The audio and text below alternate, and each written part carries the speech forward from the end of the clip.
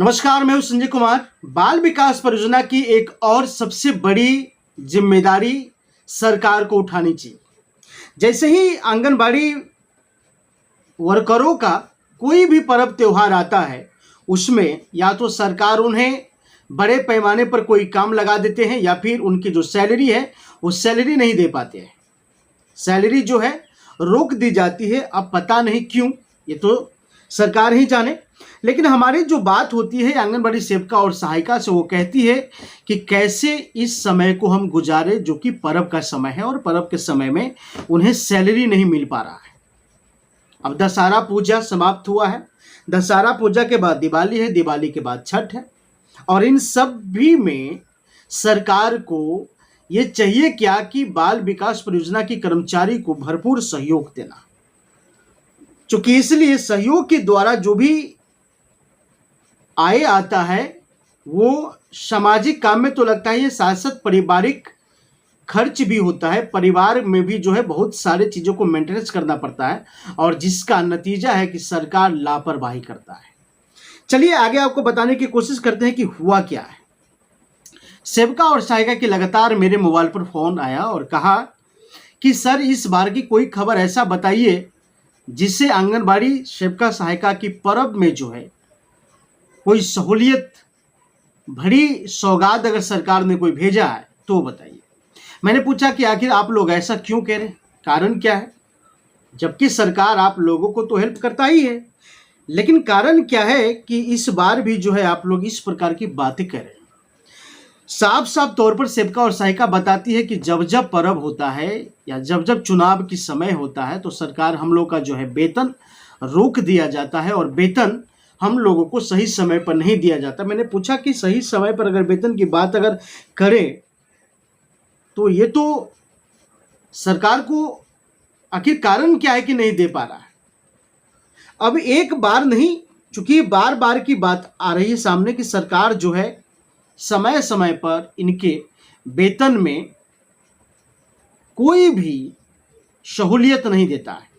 अब चलिए वेतन की अगर बात हम करें तो 7,000 रुपये वेतन है पूरे बिहार में। आंगनबाड़ी सेविका सहायिका की 7,000 रुपये की वेतन है, और 7,000 रुपये के वेतन में सरकार इतनी लापरवाही करता है कि वो भी समय पर नहीं देता है। समय पर न मिलने की वजह से आंगनबाड़ी सेविका और सहायिका में जो निराशा देखी जा रही है वो कुछ इस कदर है जो हम आपको बताने की कोशिश करेंगे। साफ तौर पर, खुलेआम तौर पर जब सेविका अपना दर्द को बयां करती है तो मुझे लगता है कि हर लोगों को ये दिखाना और बताना बेहद ज़रूरत है कि आपको समाज की सुधारने के लेकर के, समाज के बच्चों को शिक्षित करने के लिए सेविका जो हरदम आगे है उसको कितनी तकलीफ से गुजरना पड़ता है, और इस तकलीफ को दिखाने के लिए मैं तत्पर मौजूद रहता हूँ। चलिए आगे आपको हम बढ़ाते हैं। बहुत सारे सेविका ने फ़ोन की और बताया सर कि हम लोग का जो है दशहरा में कोई पेमेंट नहीं आया है। दशहरा में पेमेंट आया नहीं, एक इसी बार का मैटर नहीं है, बल्कि ऐसा हमेशा होता है कि जब कोई पर्व त्यौहार है तो उसमें पेमेंट नहीं देता है, बल्कि पेमेंट को रोक दिया जाता है, ऐसा लगता है। मैंने पूछा कि जब दशहरा में आप लोग का पेमेंट नहीं आया है तो पहले दशहरा में मिला होगा या फिर अब दिवाली में मिलेगा, छठ में मिलेगा। लेकिन उन लोगों का भी कहना कि छठ दिवाली में मिले या ना मिले ये तो खैर ज़रूरत सरकार को ही समझना चाहिए, लेकिन सरकार हमेशा पर्व में जो है वेतन नहीं देते।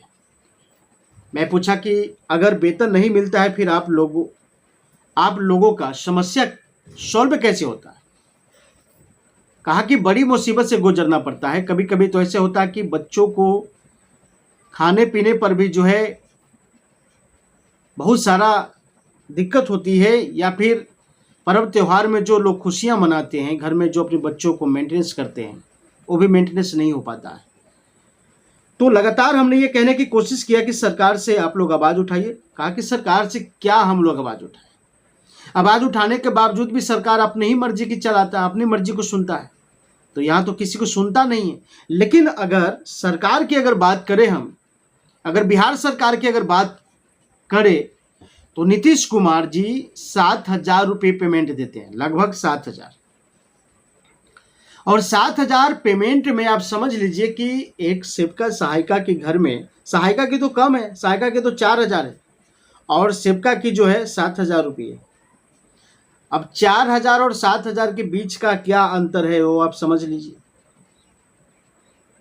उसमें भी जो है सेविका बताती है कि इसमें जो है बहुत सारे पैसे तो कमीशन में भी देना पड़ता है।